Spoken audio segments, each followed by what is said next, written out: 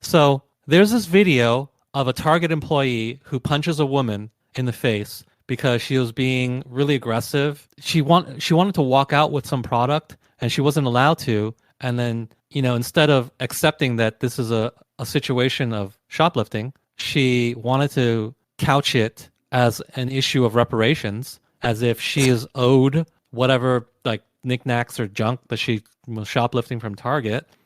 And she went so far as to aggressively follow the manager into his office, and he just punched her in the face, and she went down.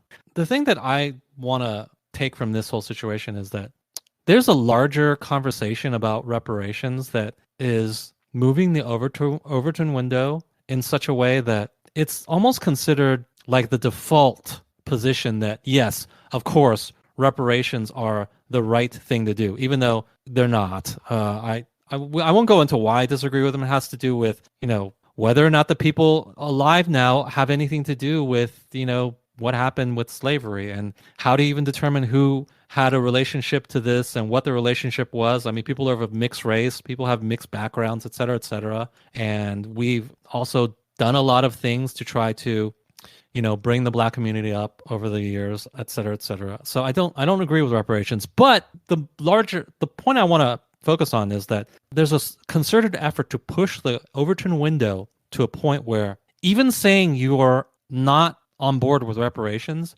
is somehow racist. That in itself is somehow a racist point of view, even though I think most Americans last polled were still against it. But the attempt is to push it in that direction. Especially living in California, you have the city of San Francisco talking about giving reparations in the order of $5 million. There is this knock-on effect. There's this second-order consequence where doing that emboldens people to have a level of entitlement that leads to this kind of behavior, is what I'm trying to say.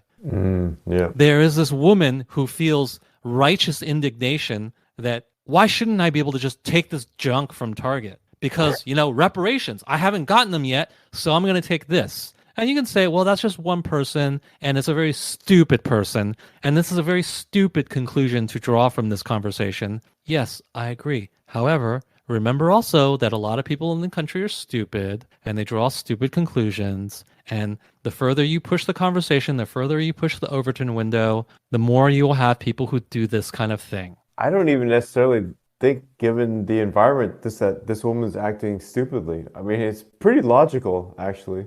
Pretty logical for her to take stuff and say it's my reparations. Exactly, yeah. If you believe you're due reparations and you haven't gotten them yet, from her point of view, if you buy into that premise, correct? Exactly, yeah. That's what I'm saying. Yeah. Yes. It is stupid for her to, run into that office because, she got punched and she fell to the ground. So that part was stupid. She shouldn't pushed it that far. But this is just a tip of the iceberg that we're going to see more and more, where people with this kind of mentality, they will feel emboldened and they will feel righteous and they will behave in ways that just 10 years ago we would find to be ridiculous or absurd. I'm just telling you, be prepared to see more of it. We either have to just give into it or we have to push back against it, but you're going to see more videos like this. Why? Because a bunch of race hustlers and self-serving politicians who just want to play the race card, they just want to gain power by playing the race card and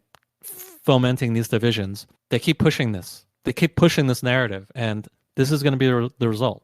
Regular people are going to be hurt by this. And I'm not saying this woman is an innocent victim or anything like that, but in a way, I guess she kind of is, because she's just bought into a narrative that people who are in power have been pushing, and they've been moving this window. Yep. If you believe the premise, this is a rational thing to demand. And if somebody pushes back, like this white guy, I guess he's just a racist or whatever, right? Yep. And this incident itself is going to further divide people. This is what we're going to get, because some people want more power and they just want to create and exacerbate divisions. Just keep on pushing reparations, because this is the type of thing you're going to get. And, at the end of the day, you're not even going to get your fucking reparations because it's just not even financially feasible. So if you actually got them at the end of the day, I guess maybe you could say, well, it was worth it because we won. But you're not even going to get that.